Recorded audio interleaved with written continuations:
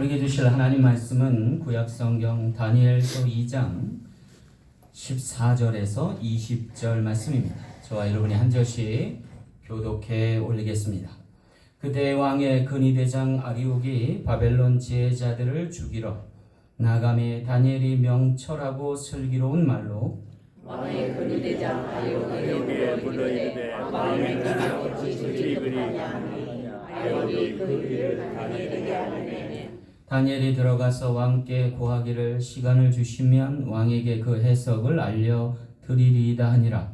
이에 다니엘이 자기로 돌아가서 그 증거 하나님과 미사엘과 아사엘에게 그리를 알고 하늘에 계신 하나님이 그의 은밀한 일에 대하여 불쌍히 여기사 다니엘과 친구들이 바벨론의 다른 지혜자들과 함께 죽임을 당하지 않게 하시기를 그들로 하여금 구하게 하니라.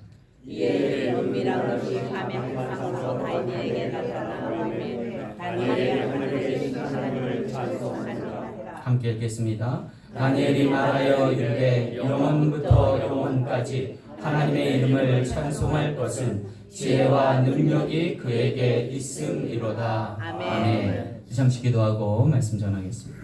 참 좋으신 아버지 하나님, 지혜 보고 되시는 주여, 오늘 우리에게 알려주옵소서. 무엇이 참 지혜인지, 그것을 통하여 어떻게 승리할지를 아버지 하나님 말씀하여 주옵시고, 터득하게 하신 그 놀라운 은혜와 지혜가 우리 삶을 견인하여 주옵소서. 함께 하심에 그 말씀으로 승리하는 인생 될 줄 믿고 한 주간에도 주님 붙드시며 인도하시며 동행하심을 기대할 때 거룩하신 예수님 이름으로 간절히 기도하옵나이다. 아멘.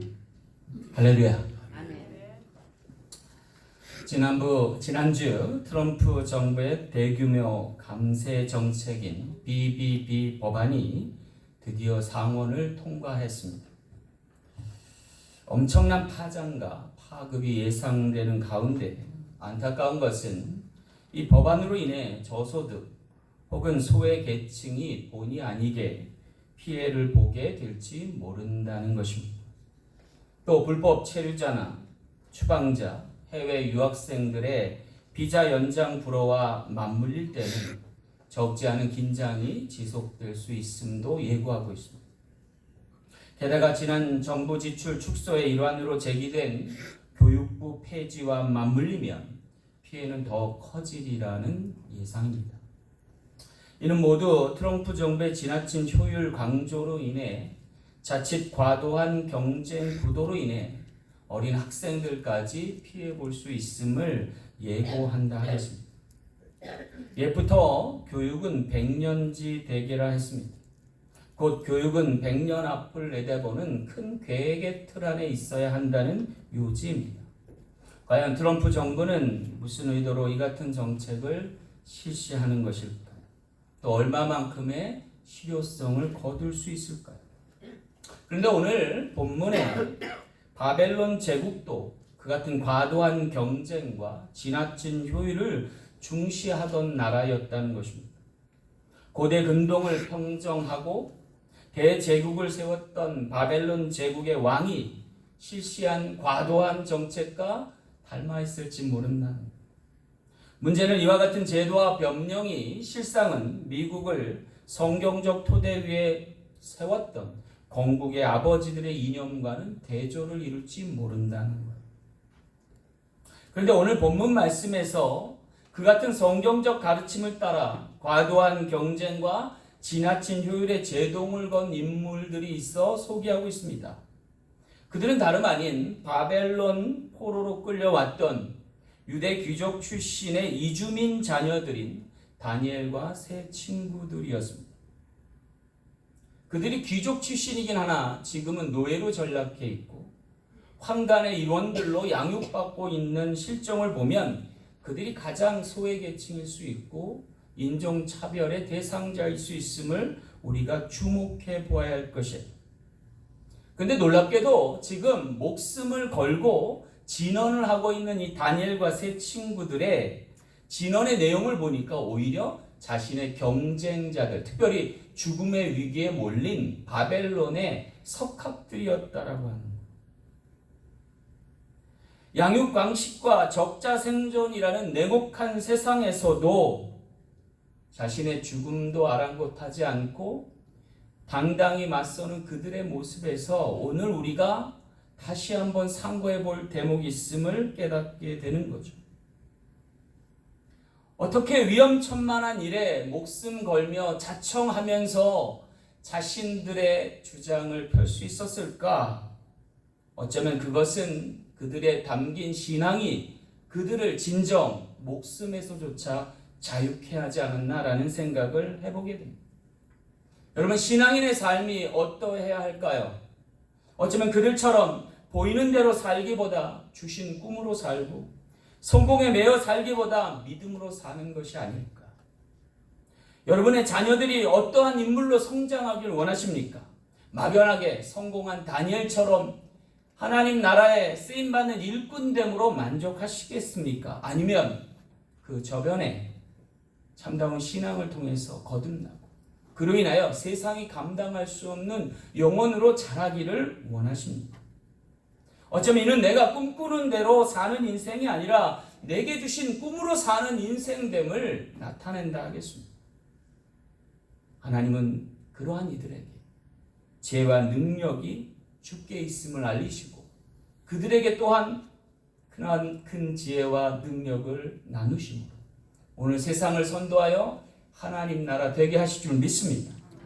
오늘 우리 사랑 장로교회도 하나님이 주인 되시는 그런 교회를 표방하면서 우리의 지혜와 능력이 우리 자신에게 있지 않고 하나님께 있음을 천명하며 우리 모두가 그 신앙의 본을 따라서 승리할 수 있는 저와 여러분 되시길 간절히 소망합니다. 아멘. 자, 그렇다면 하나님의 지혜와 능력으로 세상 가운데서도 당당히 담대히 살아갈 수 있는 인생은 과연 어떤 인생일까요? 그리고 그러한 인생에 어떻게 축복하실까요? 말씀을 통해 귀한 깨달음 얻는 저와 여러분 되시길 간절히 소망합니다. 첫째는요, 답으로 사는 인생 되게 하십니다.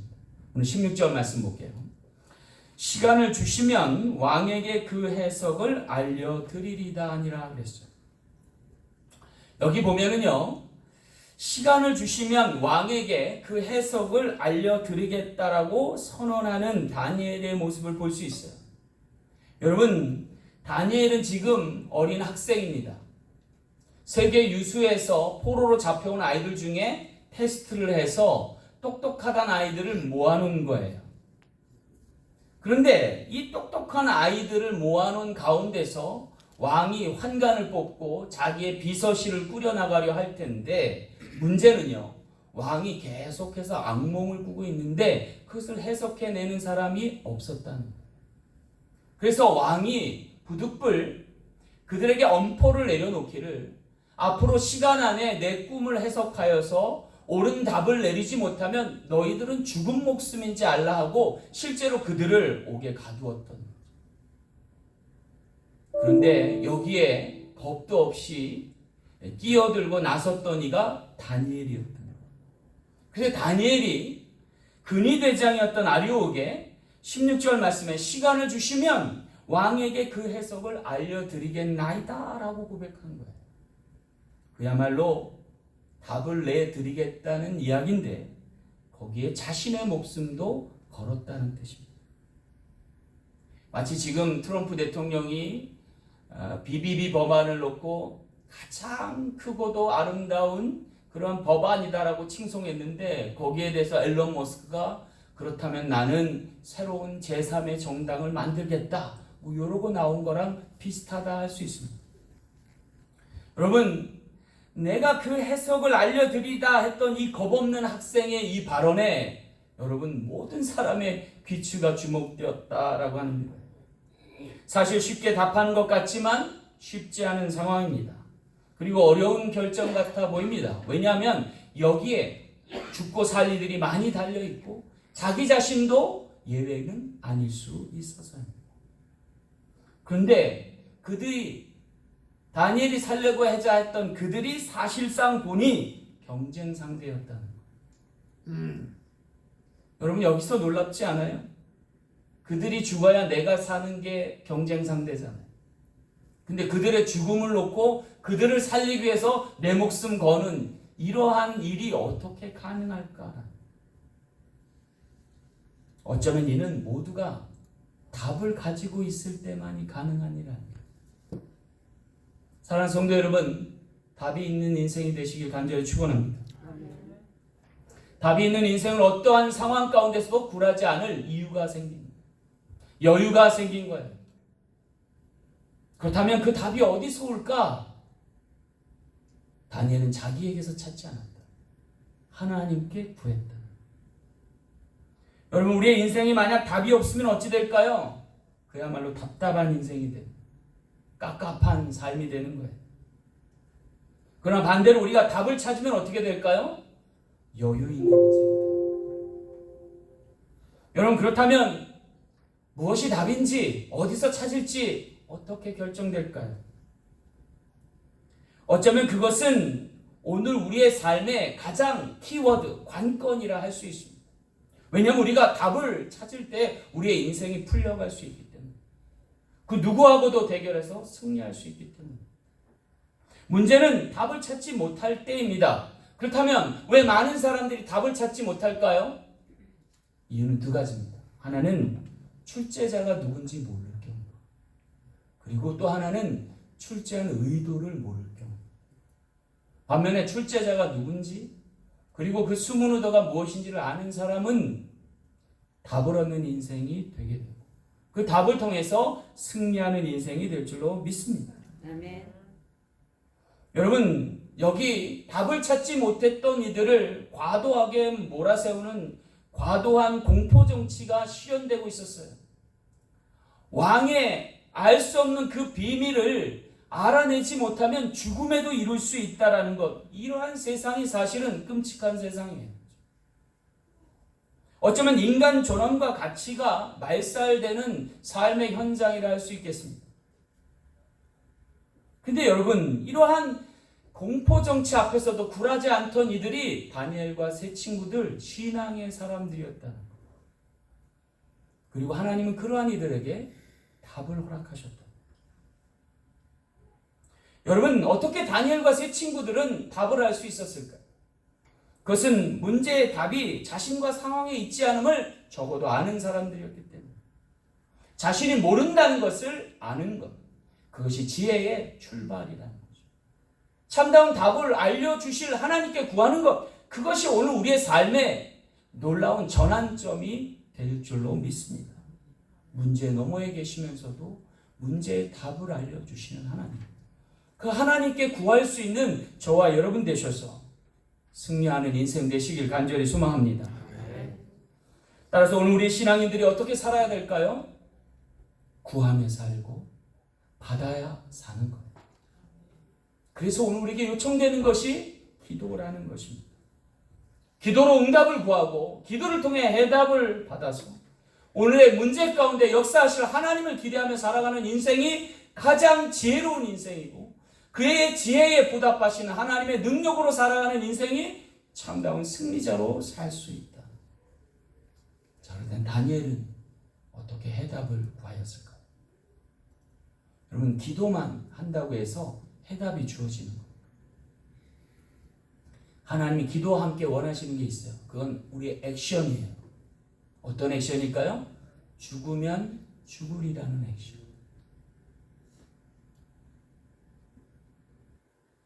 여러분, 옛말에도 그런 말이 있어요. 죽고자 하는 자는 살고, 살고자 하는 자는 죽는다. 여러분, 세상에서 가장 높은 경지의 말이에요. 왜냐면 이것을 실천할 사람이 많지 않아서요. 아니, 이수신 장군님 정도나 돼야 이거 할 수 있는 거예요. 근데 여러분, 신앙인은 한 단계 더 올라가요. 죽으면 죽으리라. 그리 아니하실지라도 하나님을 믿고 죽으면 죽으리라 하는 신앙은 곧 십자가 신앙입니다. 내가 죽어 저를 살게 하리. 내가 죽어 함께 살겠다는 신앙이기 때문에 거기에 답이 있는 거예요. 하나님의 미랄되기를 주저하지 않을 때 죽어서 많은 열매 맺는 것과 같이 오늘 우리의 인생이, 오늘 우리의 삶, 내 가정이, 내가 속한 공동체가 나의 죽음으로 인해서 하는 거예요. 그것을 깨닫고 죽음을 자처할 때 하나님이 답을 주시는 거예요. 하나님이 살리시는 거예요. 죽어도 다시 사는 인생이 될 줄로 믿습니다. 그 잠자는 자들의 첫 열매가 되신 이가 누구예요? 예수님이잖아요. 따라서 예수님이 답이십니다. 여러분, 예수님이 답이심을 믿으시기 바랍니다. 그래서 오죽하면 우리 교회는요, 범퍼 스티커를 만들었잖아요. 차 뒤에 달고 다니라고. 거기에 뭐라고 써있는지 아세요? Jesus is the answer. 예수님이 답이십니다. 여러분, 신학은 답을 구하는 신학이에요.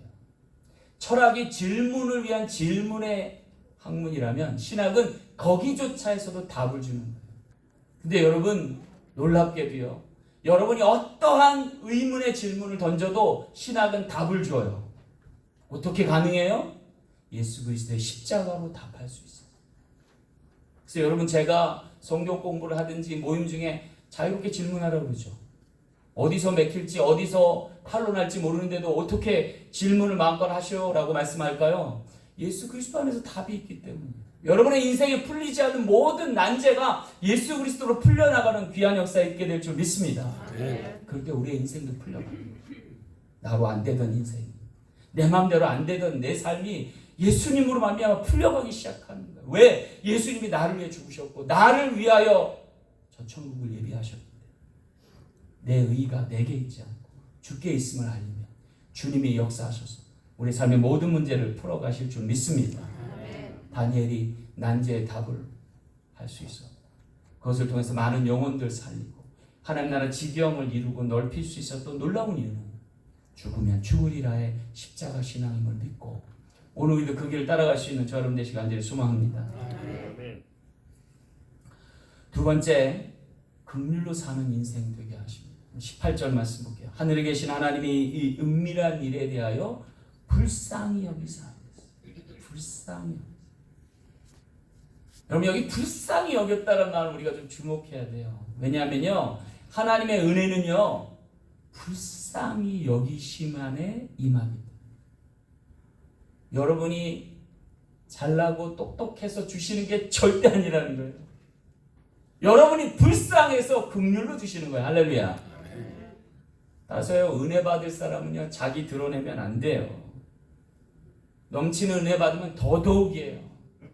하나님이 나를 낮추셔서 사용하시기 위해 주시는 은혜임을 잊지 말아야 돼요. 여러분, 이 은혜의 방편이 긍휼이라는 사실, 불쌍히 여김이라는 사실이 굉장히 중요해요.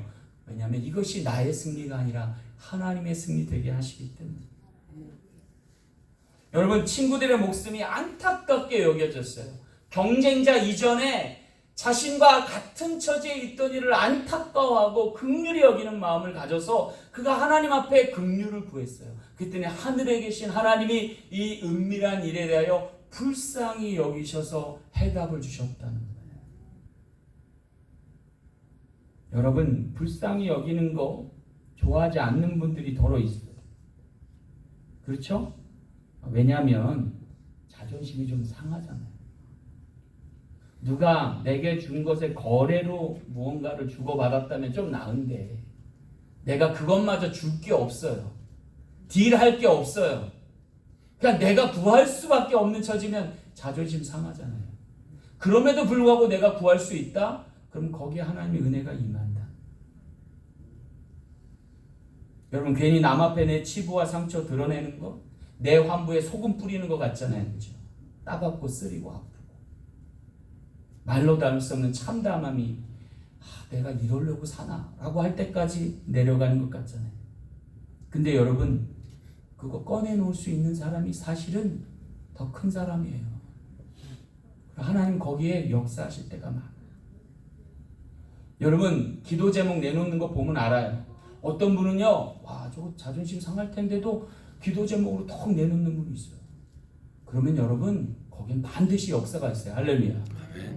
나만 알도록 이렇게 꼼쳐놓은 거, 내가 열심히 기도하는 것보다요, 당당히 드러내놓고 나를 좀 도와주세요, 긍휼히 여겨주세요 하고 기도에 중보에 요청을 하면 하나님이 더하심의 은총이 있을 줄 믿습니다.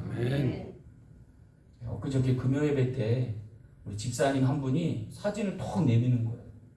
사진을 봤더니 집안이 폭파됐어요. 우와, 끔찍하더라고요. 그러니까 지붕에 이 파이프가 터진 거예요. 그니 2층뿐만 아니라 1층, 그리고 나중에 이게 지붕이 와르륵 쏟아져 내렸더라고요. 그래서 완전 아수라장이 됐어요. 와, 근데 그걸 저한테 내밀면서 목사님 기도해 주세요 그러는데 내가 기도가 안 나오더라고요.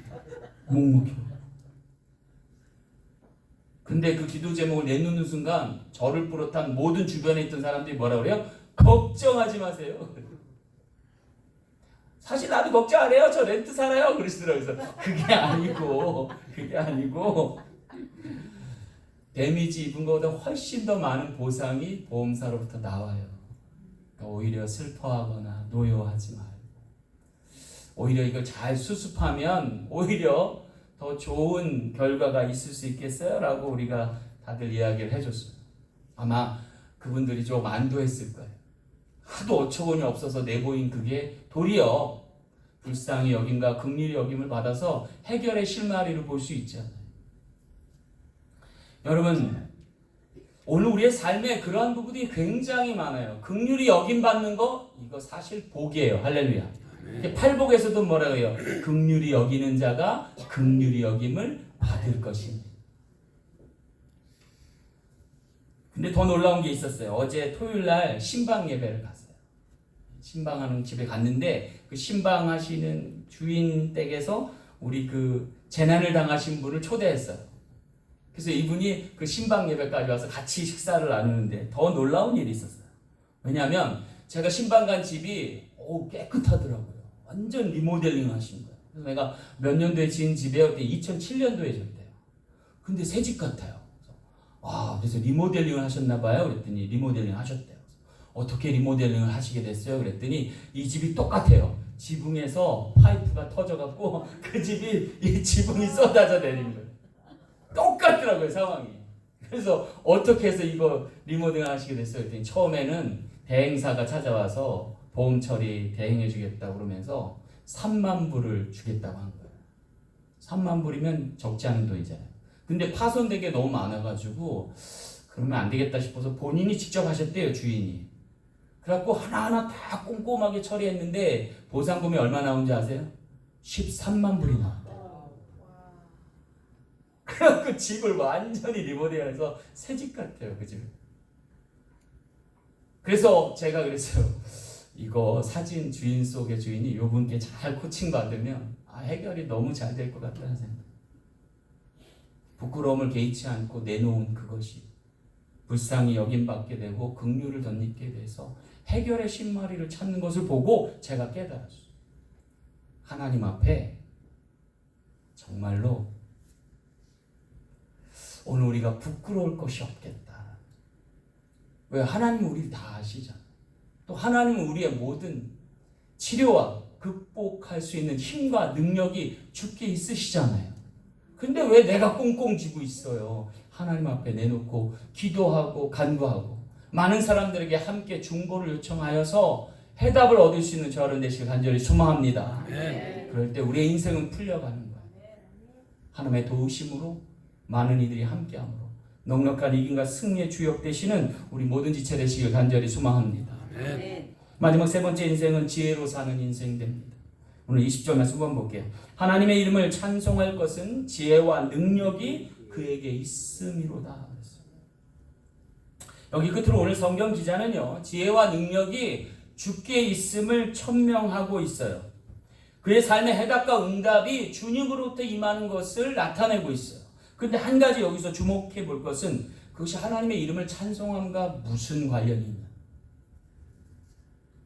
언뜻 보기엔 당연한 것 같지만요, 여러분 이게 인과 법칙에 의하면 조금 이상해요. 하나님의 이름을 찬송하는 것과 그 지혜와 능력이 주께 있음이 뭔 상관인가라는 거예요.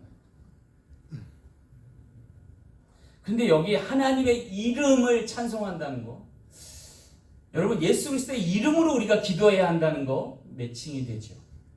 더 놀라운 것은요, 잠언서 9장 10절 말씀에 이르기를 여호와를 경외하는 것이 지혜의 근본이요 거룩하신 이를 아는 것이 명철이니라 라고 한 적이 있어요. 여러분 하나님을 경외하는 것, 그의 이름을 찬송하는 것이 뭐라고요? 지혜의 근본이라는 거예요. 그리고 그 거룩하지 자를 알기만 하는 것도 명철이라는 거예요. 여러분, 이게 어떻게 지혜가 될 수 있을까? 여러분, 오늘 우리가 예배드리죠. 하나님을 경외한다는 것은 예배드린다는 거예요. 그 예배드림의 구약에는 제사드림이에요. 그렇죠? 여러분, 제사 때 어떠한 일이 있었어요? 구약의 이스라엘 제사를 보면요, 자기가 키우던 양이나 소를 자기의 죄의 무게만큼 가져가요. 어디에? 성전에.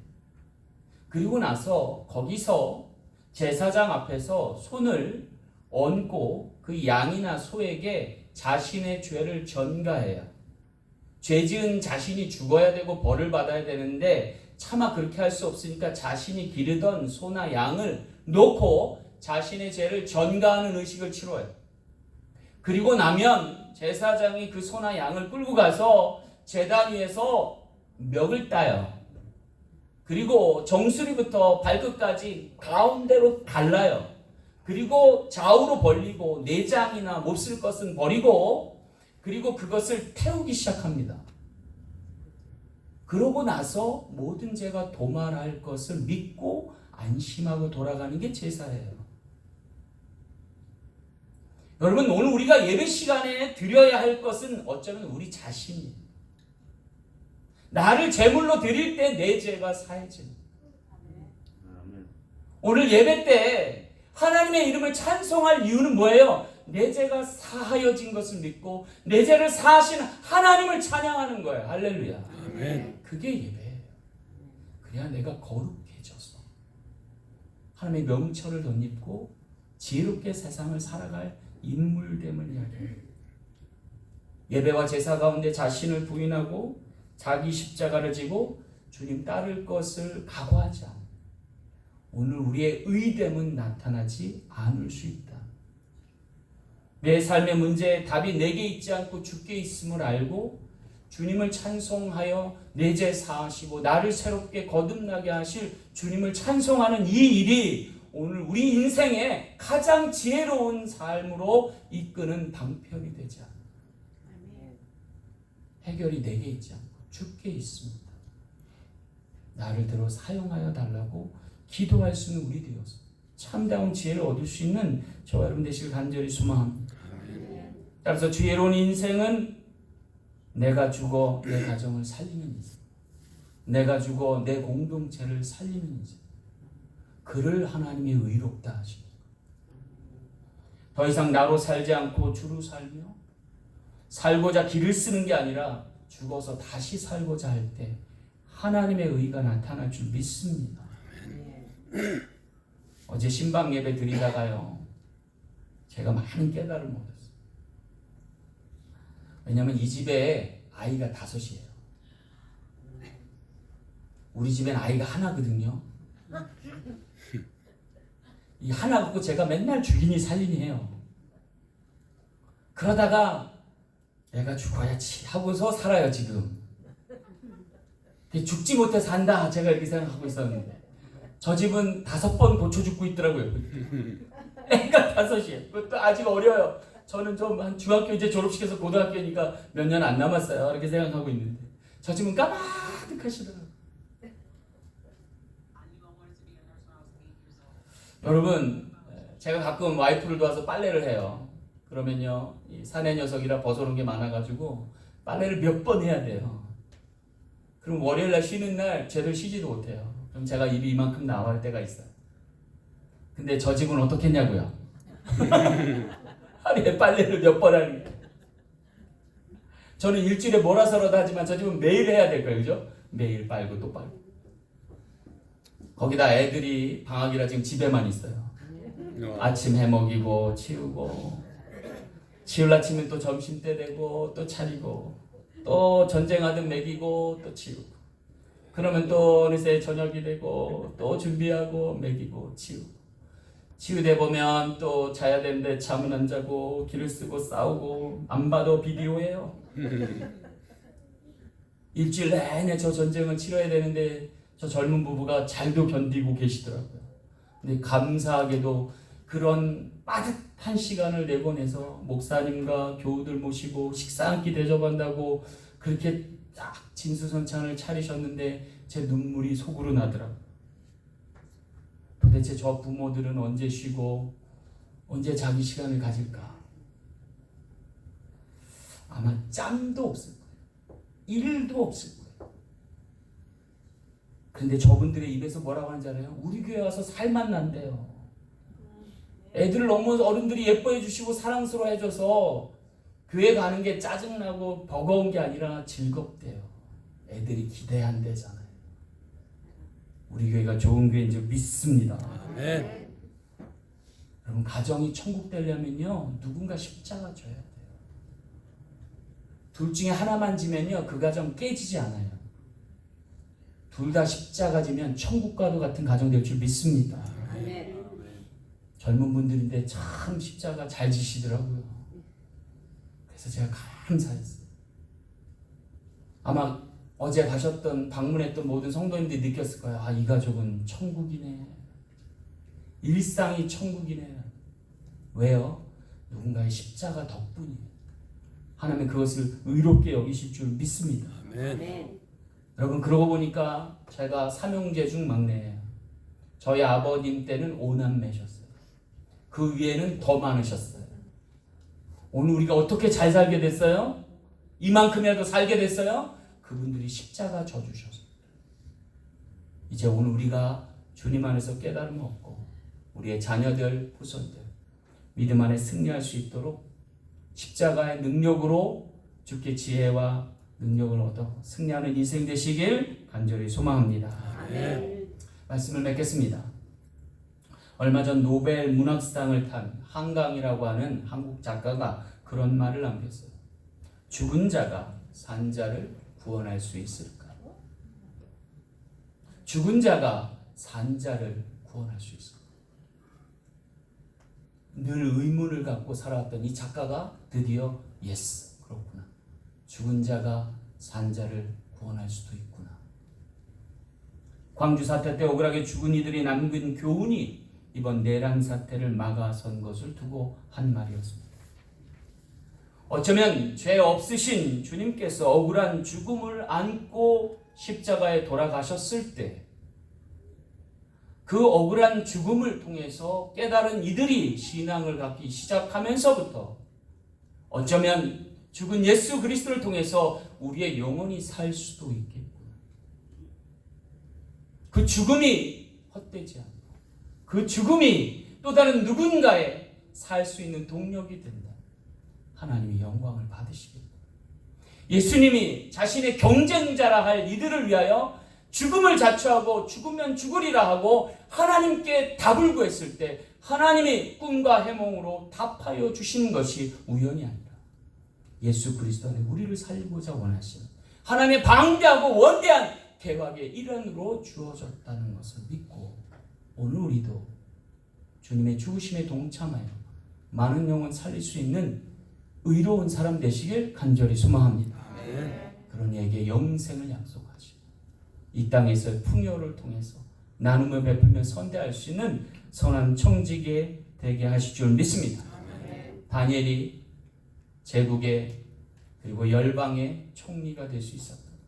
하나님이 그를 들어 하나님의 나라 지경을 넓히기 위한 여정 가운데 있었음을 깨닫고 오늘 우리도 우리 사랑 장로교회도 그리고 이 미국과 조국 한국도 크게 쓰임받을 수 있는 귀한 역사 나타나 우리 모두가 그의 일원 될 수 있는 하나님의 능력과 지혜의 사람 되시길 간절히 축원합니다. 기도하겠습니다. 참 좋으신 아버지 하나님 감사합니다.